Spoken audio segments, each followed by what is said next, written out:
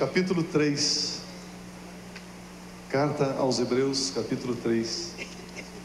Nós vamos ler a partir do versículo 12. Uma palavra que vai edificar a sua fé, vai edificar a sua vida em nome de Jesus. Hebreus, capítulo 3, a partir do versículo 12. A palavra de Deus diz assim ao seu coração: Vede, irmãos, que nunca haja em qualquer de vós um perverso coração de incredulidade, que vos afaste do Deus vivo. Antes, exortai-vos uns aos outros todos os dias, durante o tempo que se chama hoje, para que nenhum de vós se endureça pelo engano do pecado. Temo-nos tornado participantes de Cristo, se é que guardamos firme até o fim a confiança que desde o princípio tivemos. Enquanto se diz hoje, se ouvirdes a sua voz, não endureçais o vosso coração, os vossos corações, como na provocação. Ora, quais os que, tendo-a ouvido, o provocaram? Não foram todos os que saíram do Egito por meio de Moisés? E contra quem se indignou por 40 anos? Não foi contra os que pecaram, cujos corpos caíram no deserto? E a quem jurou que não entrariam no seu descanso, senão os que foram desobedientes? E vemos que não puderam entrar por causa da incredulidade. Repita comigo: incredulidade. Deixa um marcador ou seu dedão aí em Hebreus capítulo 3 e abra comigo em Atos capítulo 3. Atos dos Apóstolos, Atos do Espírito Santo, capítulo 3. Vamos ler os versículos 1 e 2. Atos 3, 1 e 2. A palavra de Deus diz assim: Pedro e João subiam juntos ao templo à hora da oração, a nona. Ora, era trazido um homem que desde o ventre da mãe era coxo, o qual todos os dias punham à porta do templo, chamada Formosa, para pedir esmolas aos que entravam. Amados, esse texto de Atos capítulo 3 fala de um homem que tinha um problema muito sério. Ele foi gestado, ele foi formado no ventre da sua mãe com um problema. Ele nascera coxo, paralítico. Ele não tinha como se locomover, ele não tinha como andar. Eu vejo que este episódio, esta experiência pode gerar para mim e para você grandes princípios, grandes lições para edificar a nossa fé, para nos animar. Eu quero destacar o primeiro ponto, o primeiro aspecto da minha mensagem: as características da paralisia. O que é que a paralisia causa? O que ela acarreta na vida de uma pessoa? Esse texto fala que esse homem era coxo, portanto ele era um homem incapacitado para algumas tarefas, para algumas funções. Ele necessitava de cuidados especiais. Este homem, ele podia ver, ele podia ouvir, ele podia falar. Este homem tinha os seus braços e as suas mãos livres para apalpar, para gesticular, para fazer movimentos. Este homem até mesmo podia movimentar o tronco do seu corpo, do seu físico. Mas este homem tinha os seus pés, as suas pernas, seus artelhos enrijecidos, endurecidos, paralisados. E isto gerava neste homem uma dificuldade enorme, imensa. Isso produzia na vida desse homem limitações, impedimentos e muitas dificuldades. De fato, somente havia uma parte do seu corpo com uma séria disfunção, seus pés e pernas, as quais não tinham força para sustentar o seu físico. E ele então necessitava, ele então precisava de outras pessoas, de outros homens, para conduzi-lo, para movê-lo, para locomovê-lo. Os demais homens, as demais pessoas podiam entrar e sair do templo, mas este homem coxo somente podia vir até a porta do templo. Ele não podia entrar no templo. Ele chegava até a porta e ele tinha que parar ali. Ele tinha que se contentar com esta posição, de chegar até a porta do templo. Isso, consequentemente, causava neste homem tristezas, pesares, momentos de desânimo, pensando em desistir da vida. Trazia a ele um sentimento de inferioridade, de incapacidade, de inabilidade.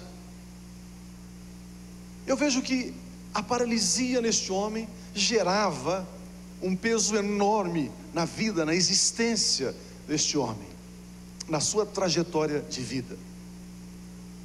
E a paralisia tem essas características e outras que você pode pensar, mencionar, ver.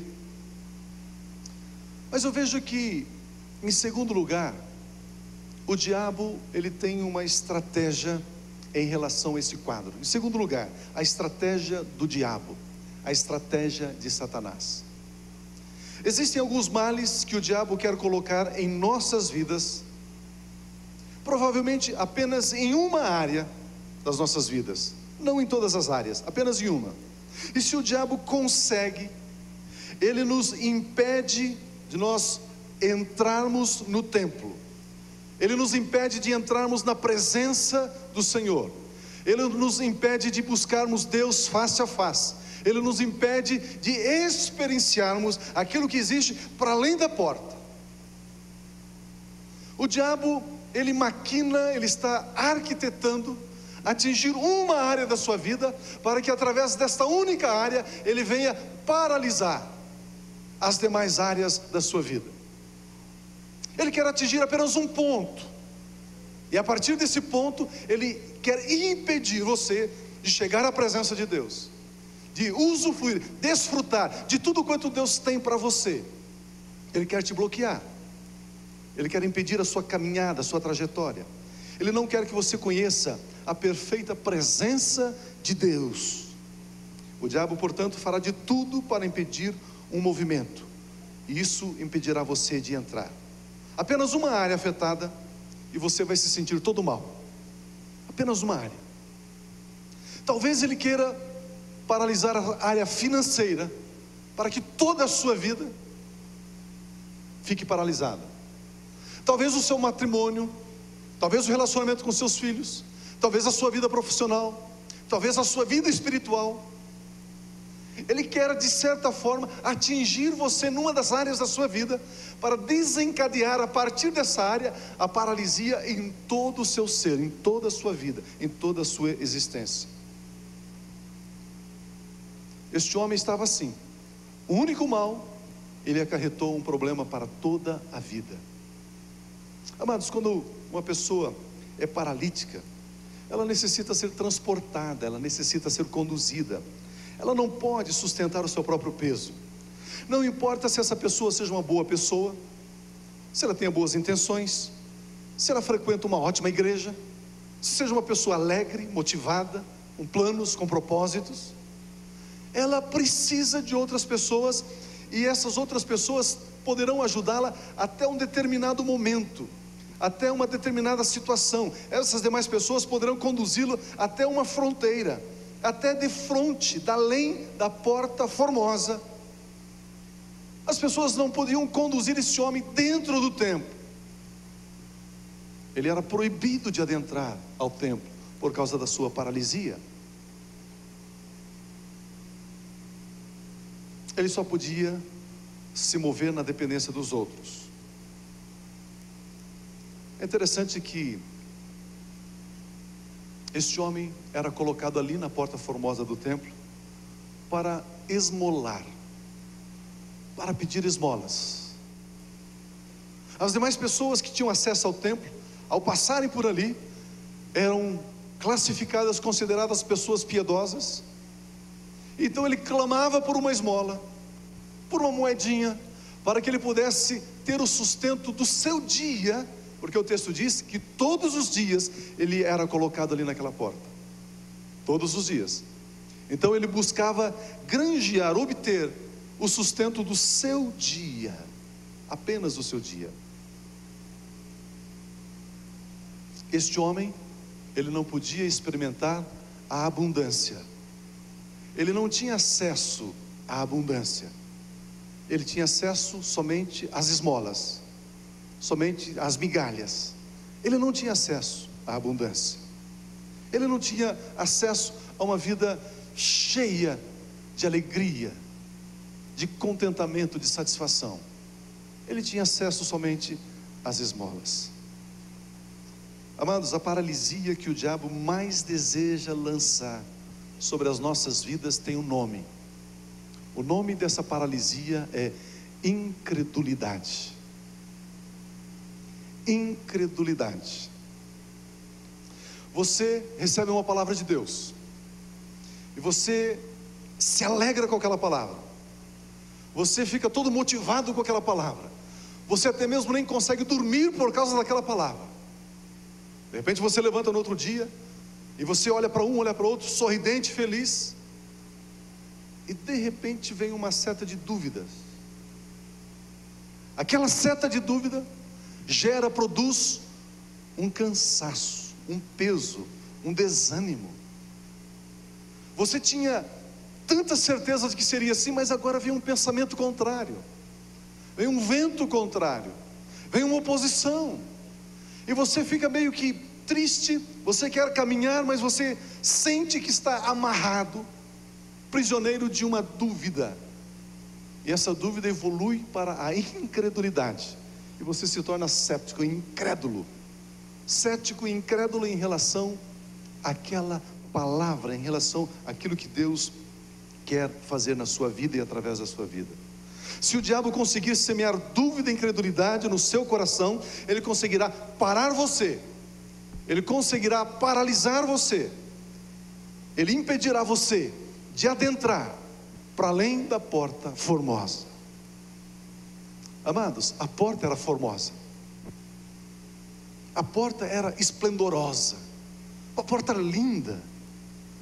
Ele chegava e olhava aquela porta, mas ele não podia passar pelos umbrais daquela porta, ele não podia atravessar aquela porta, ele não podia obter a abundância que havia por trás daquela porta.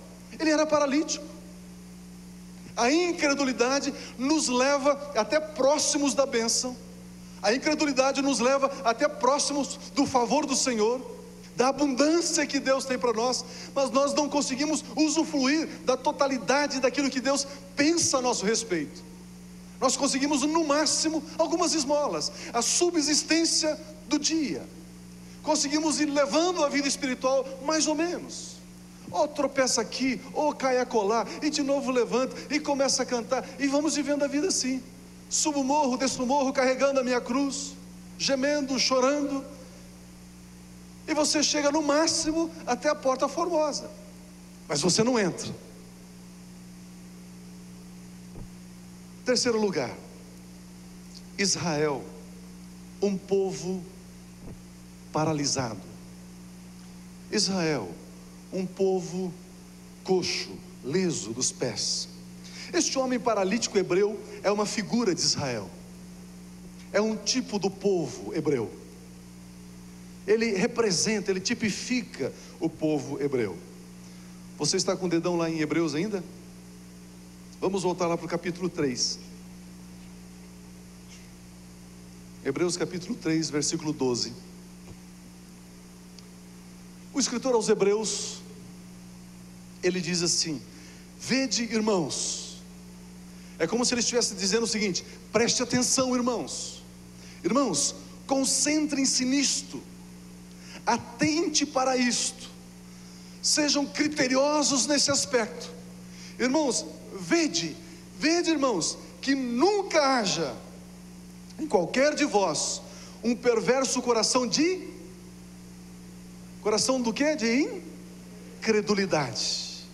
É como se ele estivesse clamando, rogando a mim e a você, dizendo: vede, irmãos, prestem atenção, que nunca haja em vocês um perverso coração de incredulidade, porque isso vai produzir algo, isso vai gerar uma consequência. Qual é a consequência? Que vos afaste do Deus vivo. A incredulidade faz o quê? Ela nos afasta do Deus vivo. Você chega até a porta formosa, mas você não adentra ao templo, você não vai ao lugar santo, você não vai ao santo dos santos, você não vai vê-lo face a face, você não vai ouvir a voz dele, você não vai ministrar louvores no santo templo do Senhor. Você está afastado, você se distancia do Deus vivo. Por isso o escritor aos Hebreus, ele diz: vede, irmãos, prestem atenção. E ele continua num apelo bastante intenso, bastante exaustivo. No versículo 13 ele diz: antes exortai-vos uns aos outros todos os dias. É como se ele estivesse dizendo: pegue o telefone e ligue para o seu irmão e diga assim: irmão, continue firme, irmão, creia, irmão, levante a cabeça, irmão, continue andando, irmão, não seja incrédulo em relação a essa palavra, não seja incrédulo em relação a essa promessa. A promessa está tardando, mas ela virá. Irmão, continue, creia, creia, creia. É isso que ele está dizendo. Antes exortai-vos uns aos outros todos os dias, durante o tempo que se chama hoje, para que nenhum de vós se endureça, fique paralítico, para que nenhum de vós seja acometido pela paralisia, o endurecimento, o reenrijecimento das juntas, dos artelhos, dos pés, das pernas, para que vocês não fiquem endurecidos pelo engano da incredulidade, do pecado. Vede, irmãos, amados, o versículo de número 16, falando do povo de Israel, diz assim: ora, quais os que, tendo-a ouvido, o provocaram? Não foram todos os que saíram do Egito por meio de Moisés? Moisés foi incumbido por Deus, grande Moisés, maior legislador da história da humanidade. Ele foi levantado por Deus com graça, com glória, com poder, com sabedoria, para conduzir o povo. Mas esse texto está dizendo que Moisés conseguiu levar no máximo o povo à porta formosa. O povo não adentrou. Eles contemplaram Canaã, viram a terra que mana leite e mel, mas eles não adentraram para usufruir da herança do Senhor, por causa da incredulidade. Olha o que diz o versículo 19: e vemos que não puderam entrar por causa da incredulidade. Israel foi ferido de uma paralisia espiritual chamada incredulidade. Israel não entrou, Israel não passou pela porta formosa, ele não atravessou o Jordão, Israel não entrou na terra que mana leite e mel, Israel não foi possuir a herança por causa da incredulidade. O diabo, eu volto a dizer, fará de tudo, ele usará essa estratégia com todas as suas forças, com todas as suas maquinações. Ele envidará todos os esforços para lançar a incredulidade no seu coração. Se ele lançar a incredulidade no seu coração, ele sabe que ele vai parar você, ele sabe que você ficará estático, ele sabe que você não vai avançar, ele sabe que você não vai caminhar. Então ele quer colocar na sua vida, no seu coração, na sua mente, pensamentos de paralisia, de incredulidade. E sabe que o diabo é safado mesmo. Sabia disso ou não? Quando ele lança um pensamento na sua mente, na minha mente, sabe como que ele lança o pensamento? Na primeira pessoa do singular. Eu não gosto disso. O pensamento vem assim, na primeira pessoa. E você pensa que o pensamento é seu pensamento, mas o pensamento não é seu. Mas até você descobrir que o pensamento não é seu, você concordou com o pensamento e tornou o pensamento seu. Passa perto da irmã, a irmã não cumprimentou. Eu não gosto dela, ela não me cumprimentou. Aí você diz: eu não gosto dela. Não, eu não gosto, eu gosto dela. Claro que eu gosto, eu a amo, é minha irmã. Quando vier esse pensamento, você tem que dizer: sai em nome de Jesus. Sai em nome de Jesus. Aí vem um outro pensamento na primeira pessoa: o que? Você vai liderar grupo familiar? Eu não consigo liderar grupo familiar. Eu não consigo. Eu não consigo. Eu não consigo. Eu não consigo. E dali a pouco você está se arrastando. Vem na primeira pessoa e você pensa que o pensamento é seu, mas o pensamento não é seu. O pensamento seu é um pensamento de crédulo, é um pensamento de fé, é um pensamento de crente, aquele que diz: eu creio, é assim, a palavra diz assim, é assim e pronto.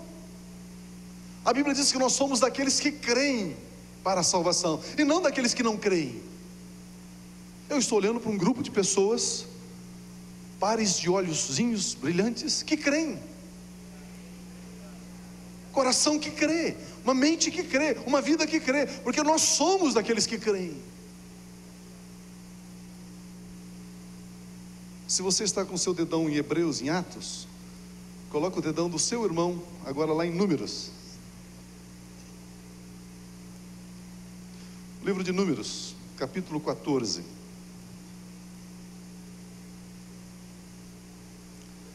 Números 14, a partir do versículo 1. Para você se situar no texto, Números 14 fala do momento em que os espias, os príncipes de cada tribo de Israel, foram enviados por Moisés para espiar a terra de Canaã. E eles voltaram com um relatório, dizendo: a terra é maravilhosa, a terra é exuberante, mas eles colocaram algumas dificuldades. E o povo ouviu a respeito das dificuldades. E olha o que acontece no capítulo 14, versículo 1. Então toda a congregação levantou a voz e chorou em alta voz naquela noite. Você pode imaginar isso? Passaram uma noite chorando, uma noite toda chorando. Você acha que o culto está demorando, né? Uma noite toda chorando, e batia a cabeça no chão e tal.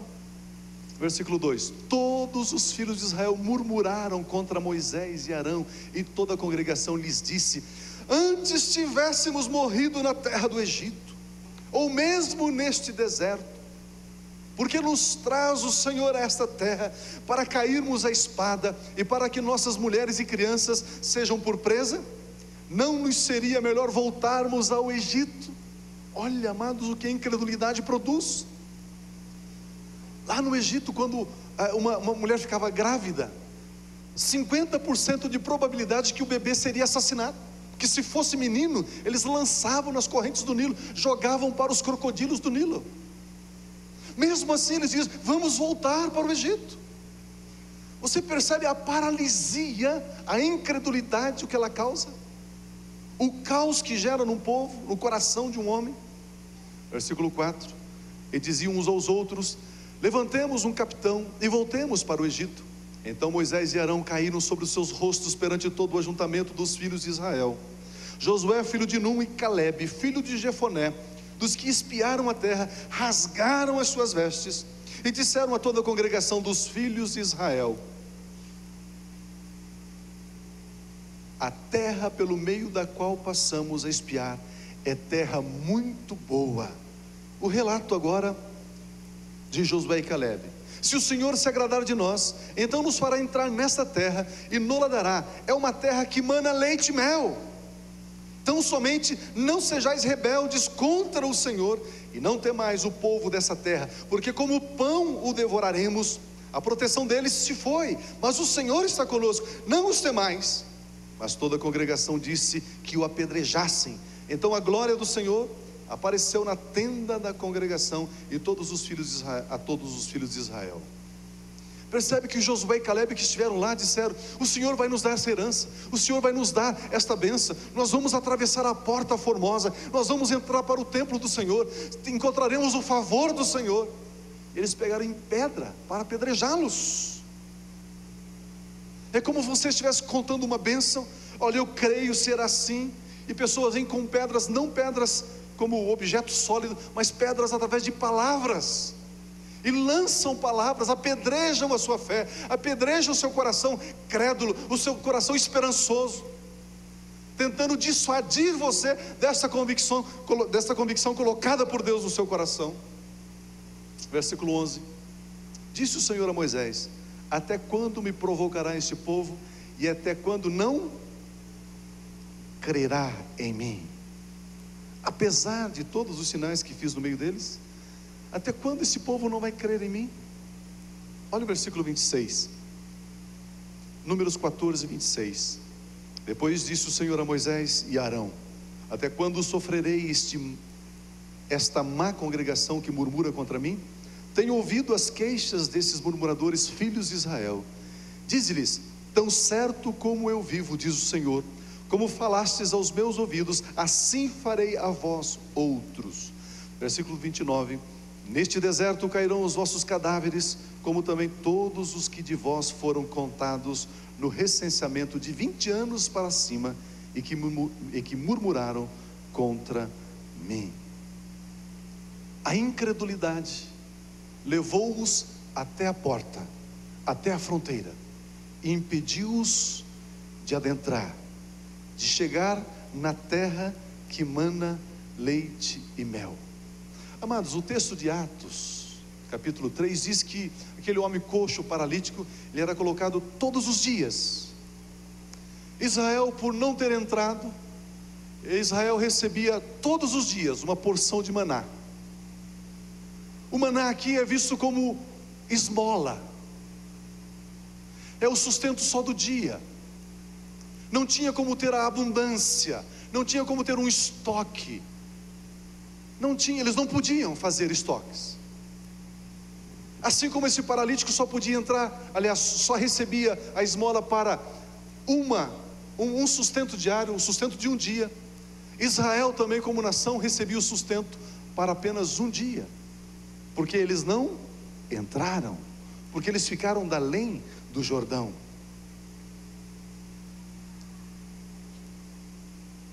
A incredulidade nos impede de termos a abundância. Perdemos de desfrutar do leite e do mel. Alguém já disse que o leite representa o que existe de mais sublime, de mais precioso no reino animal, e o mel representa o que há de mais sublime, de mais precioso no reino vegetal. Quando a Bíblia fala leite e mel, a Bíblia está falando de ter a abundância do reino vegetal, de ter a abundância do reino mineral, de ter fartura, e não apenas o maná, e não apenas a porção de um dia de sobrevivência, de subsistência. Mas a incredulidade havia paralisado o povo de Israel, e o povo de Israel contemplava a abundância do outro lado da porta, mas eles não cruzaram a porta por causa da incredulidade. Em quarto lugar, levanta-te e anda. Diga para a pessoa que está do seu lado: levanta-te e anda. Em Números capítulo 14, versículo 24, olha o que nós encontramos aqui. Porém o meu servo Calebe, porque nele houve outro espírito. Diga comigo: outro espírito. Aleluia. Porque o meu servo Calebe, porque nele houve outro espírito, e perseverou em seguir-me, eu o levarei para além da porta formosa, eu o levarei para além do Jordão, eu o levarei à terra em que entrou, e a sua semente a possuirá em herança. Amados, outro espírito aqui é o espírito oposto à incredulidade. Outro espírito aqui significa o espírito de fé, o espírito daquele que crê, o espírito daquele que tem certeza, o espírito daquele que confia, e é uma confiança inegociável, inabalável. Porém Calebe, porém Josué serão os únicos que entrarão na terra, que entrarão no descanso, os únicos que vão usufruir das abundâncias da terra que mana leite e mel. Não podemos nos contentar com as esmolas que podemos receber junto à porta formosa, como sobrevivência do dia a dia. Meu irmão, não se deixe convencer de que chegando até a porta formosa, olhando a porta, vendo a porta, isso é tudo que Deus tem para você, porque não é. Deus tem mais do que levar você somente até a porta. A incredulidade é que conduz você até a porta, mas a fé leva você para além da porta, leva você a obter tudo aquilo que Deus tem para o seu coração e para a sua vida. Temos que passar pela porta formosa, entrar para a presença de Deus, entrar para o descanso. Amados, a fé é o único passaporte para usufruirmos da presença de Deus. A fé fará com que a paralisia seja vencida. A fé declara: levanta-te e anda em nome de Jesus. A fé te impulsiona, a fé te introduz na terra que emana leite e mel. A fé te introduz para o centro do templo, para a glória do Senhor, para o Shekinah do Senhor, para a face a face do Senhor. É a fé que te leva lá dentro. Levanta-te e anda. O passaporte para você entrar é a fé. O passaporte é a fé. Eu creio, Senhor. Eu creio, por isso falei. Eu creio, por isso eu declaro. Eu creio, por isso eu sei que será assim. Você se torna inabalável, convicto, certo. Em quinto lugar, a fé é a resposta. A fé é a resposta. A Bíblia diz que nós temos que usar da fé em associação à palavra. Eu já usei esse exemplo aqui, quero usar mais uma vez. A nossa palavra, amados, elas são importantíssimas. Aquilo que você declara, aquilo que você diz é muito importante. Especialmente você que exerce autoridade sobre alguém, cuidado com o que você declara a respeito desse alguém. O pai diz para o filho: você é um burrinho mesmo. Cuidado, pai, cuidado. A mãe diz: você parece com seu tio. E o tio é aquele bêbado, malandro, velhaco, aquele caco. Parece com o tio. Cuidado. Você nunca foi bem na escola mesmo, você não vai bem na escola. Cuidado. Cuidado. A palavra é muito importante. A Bíblia diz que eu e você estamos aqui para abençoar e não para amaldiçoar. Ele não tem jeito mesmo, ele é rebelde. Cuidado, não diga isso, não declare essas palavras. Quando você declara uma palavra, o mundo espiritual, ele usa dessas palavras que você declara. Cuidado, cuidado. Mas eu quero dar um exemplo aqui. Você diz Kombi. Todos vocês conhecem uma Kombi, não conhece? Conhece a Kombi. Tanto que faz 20 anos que a Kombi não mudou de modelo, né? Ela é Kombi até hoje. Uma Kombi branca. Todas são brancas, né? Kombi branca, né? Kombi. Agora, quando eu digo assim, Kombi, é como se essa Kombi viesse a existir em forma líquida, em água. Você consegue ver uma Kombi líquida? Sim. Você pode enfiar a mão, tal, atravessa, tal, mas ela está ali, na forma da Kombi, a água na forma da Kombi, mas ela está ali, só que líquida. Aí Deus, Ele deu um pozinho para mim e para você.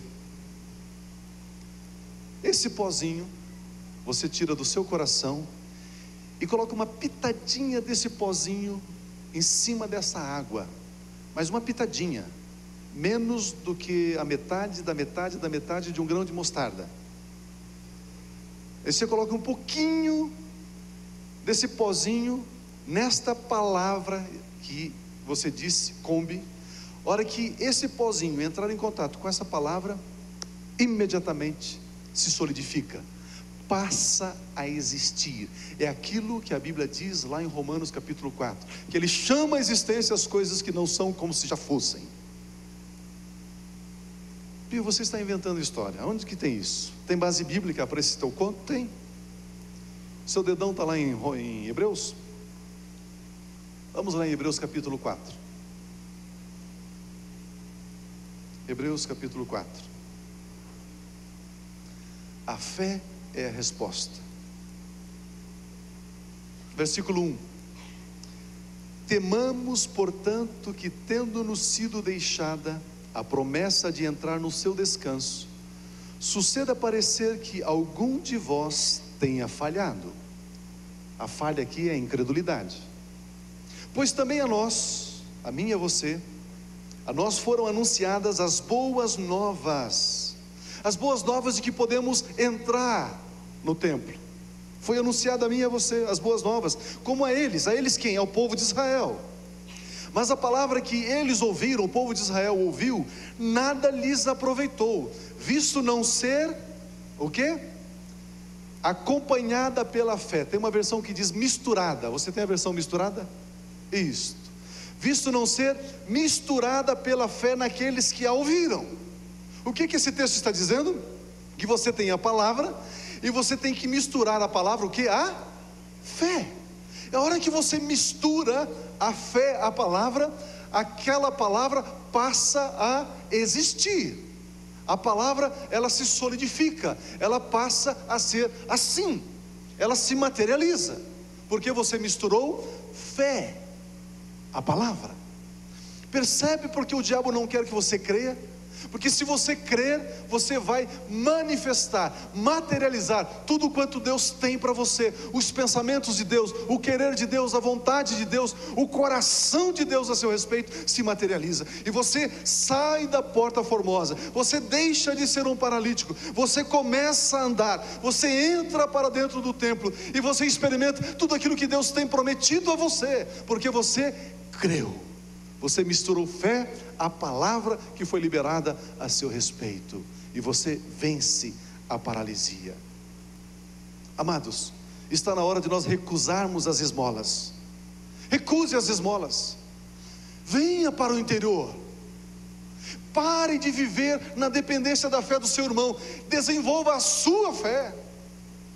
Nós temos nos nossos cultos, nas nossas celebrações, momentos indescritíveis, indizíveis da presença de Deus, do toque de Deus, de curas, de libertação, de salvação. Mas você tem que manter esta mesma experiência, esta mesma chama, esta mesma unção, esta mesma glória na segunda-feira, na terça-feira, na quarta-feira, na quinta, na sexta, no sábado, e no domingo você volta aqui. Aí você sobe mais um degrau, e depois você está lá segunda, terça, quarta, quinta, sexta, sábado, domingo, cheio do fogo, cheio da presença, não mais experimentando a esmola do dia a dia, mas agora você pode andar, você pode caminhar, você pode entrar na presença de Deus, você pode, através da sua fé, mover os céus.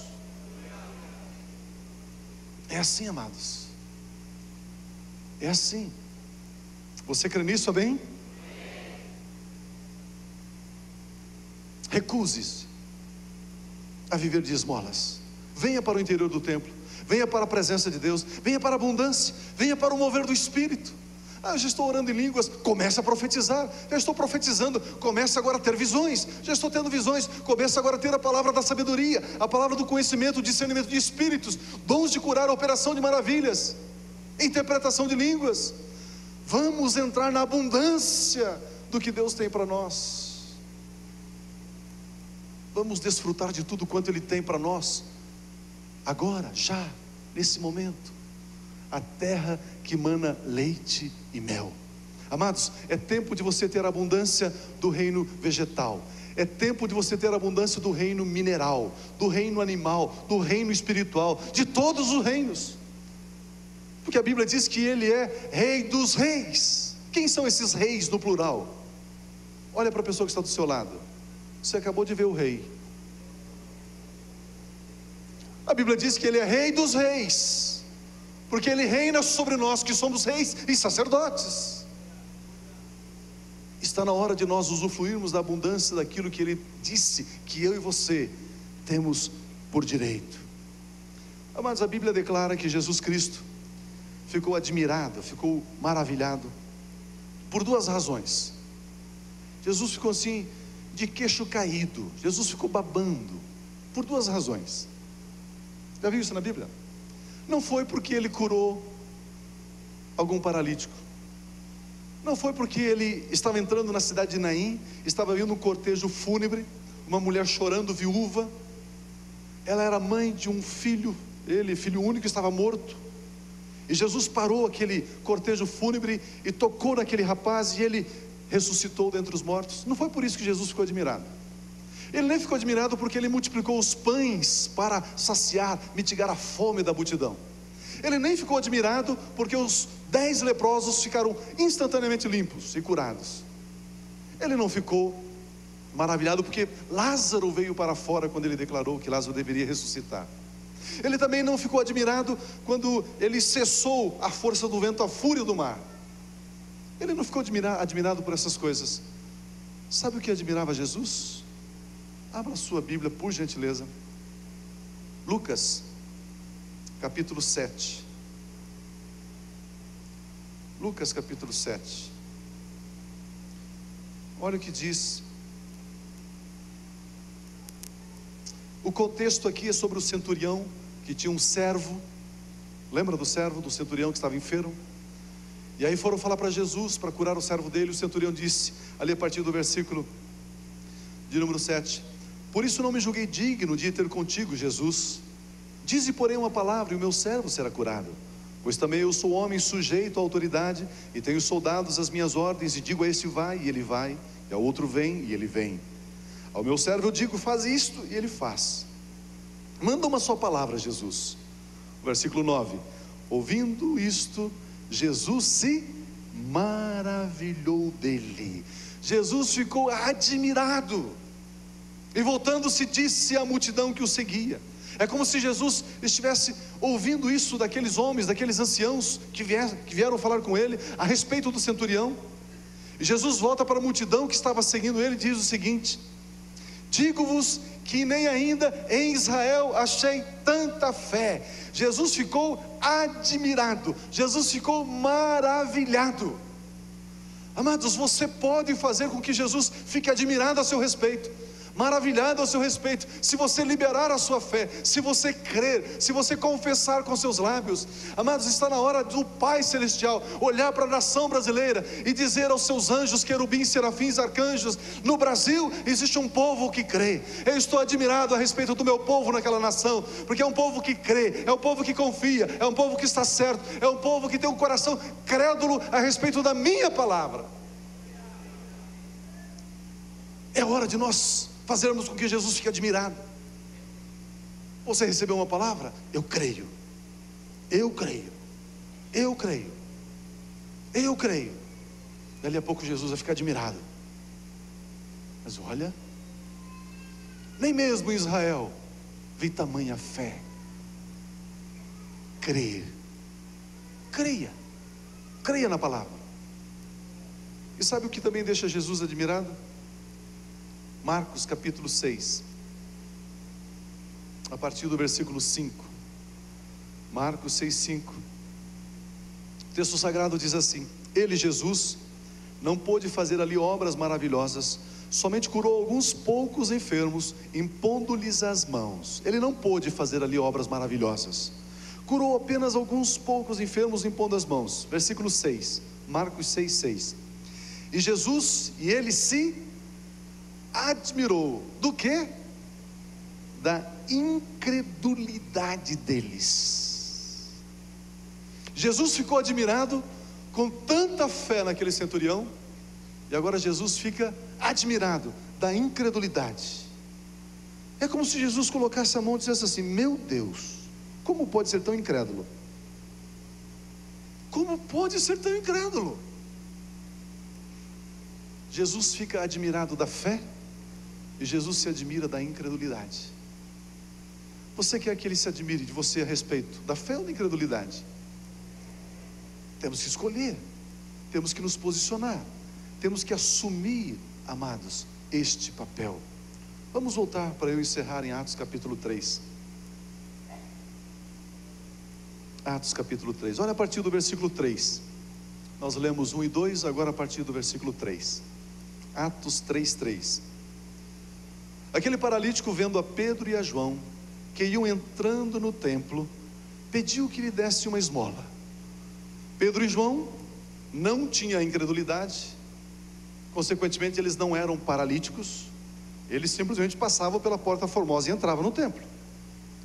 Aquele paralítico estava ali, vendo a Pedro e João, pediu que lhe desse uma esmola. Pedro, juntamente com João, fitando os olhos nele, disse: olha para nós. Ele olhou para eles, esperando receber alguma coisa. Disse Pedro: não tenho prata, não tenho ouro, mas o que tenho te dou. Mas o que tenho te dou. Em nome de Jesus Cristo Nazareno, levanta-te e anda. Levanta-te e anda. Em nome de Jesus Cristo, essa paralisia foi vencida. Em nome de Jesus Cristo, essa incredulidade não vai mais impedir você de caminhar. Em nome de Jesus Cristo, você chega diante do mar e ordena que as águas do mar se abram. E ela não abriu, você caminha por sobre o mar. Em nome de Jesus Cristo, levanta-te e anda, avance, não fique na sua paralisia. O texto continua dizendo: tomando-o pela mão direita, o levantou, e logo os seus pés e artelhos se firmaram. Você pode ver a cena? Pedro tomando pela mão, puxou. Imediatamente o endurecimento das suas juntas, tornozelos, pés, pernas, imediatamente tudo isso foi banido, foi vencido. E o texto sagrado diz que os seus pés e artelhos se firmaram. Agora ele podia suportar o peso do seu corpo, agora ele podia caminhar, agora ele podia se locomover, ele podia se movimentar. O versículo 8 diz: saltando ele, pôs-se em pé e começou a andar. Então o que? Entrou com eles no templo, andando e saltando e louvando a Deus. Amados, então ele entrou no templo. Agora ele já se converteu como um pentecostal, vocês viram?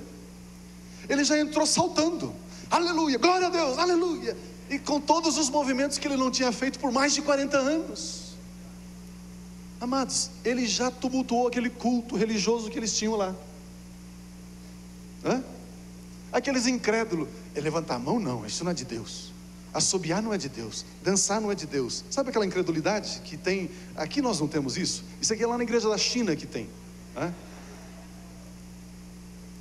Aqueles que estão paralisados, que não conseguem levantar as mãos, que não conseguem dançar, que não conseguem louvar, que não conseguem adorar a Deus. Este homem, depois de 40 anos paralítico, ele entra no templo. Só que aí ele entra pulando, ele entra saltando, ele entra fazendo aeróbica espiritual.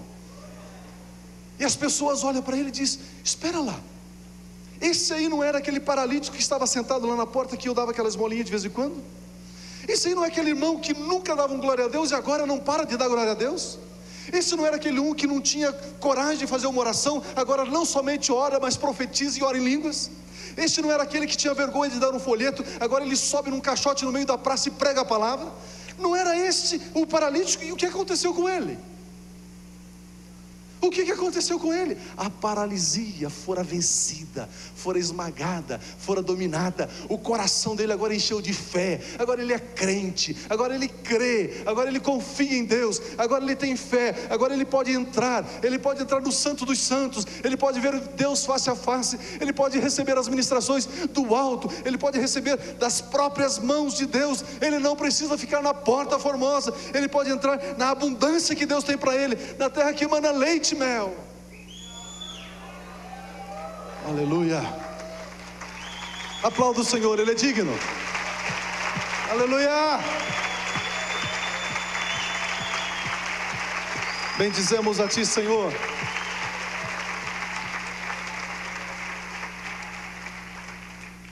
Quando todo o povo viu andar e louvar a Deus, reconheceram-no como o mesmo homem que se assentava a pedir esmola à porta formosa do templo, e ficaram cheios de pasmos e assombro pelo que lhe acontecera.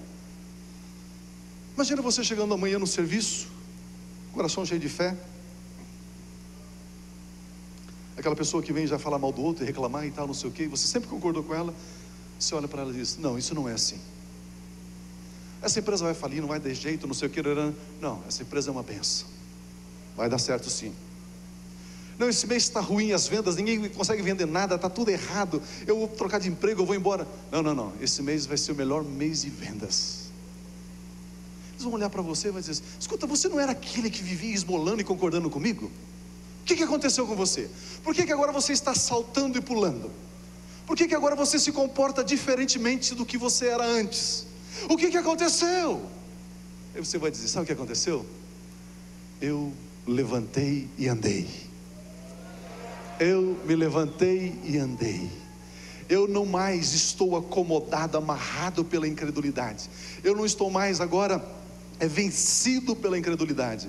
Eu recebi no meu coração a fé. Agora eu creio. Agora eu sei que é assim. Eu declaro a palavra do Senhor. Eu vivo na graça do Senhor. Eu sei que o que Deus tem para mim é muito mais do que eu alcancei já até hoje. Amados, é assim que a palavra de Deus diz, a meu respeito, a seu respeito.